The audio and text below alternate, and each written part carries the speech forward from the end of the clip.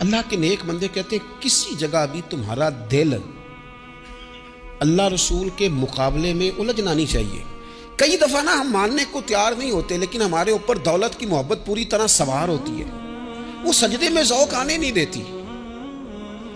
शोहरत की मोहब्बत पूरी तरह सवार होती है, वो दुरूद सलाम का, जिक्र का, इबादत का जायका लगने नहीं देती।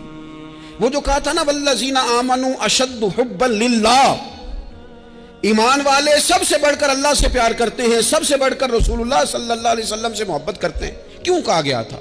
इसलिए कि इन मोहब्बतों के मुकाबले में ज़रा भी कोई और मोहब्बत आती है, रूहानी जायका ख़राब कर देती है। हमारा दिल नहीं लगता, हम बोर होते हैं, हम परेशान होते हैं। मसला ये है कि जिस दिल में सिर्फ रब रसूल को होना चाहिए था, वहाँ शोहरत आ गई है, शोहरत की मोहब्बत आ गई है, दिखावा आ गया है, माल आ गया है, कई कई किस्म के हमने बुत माज़अल्लाह इकट्ठे कर लिए, और फिर वो सारी कैफ मस्ती आए। ये कैसे हो सकता है?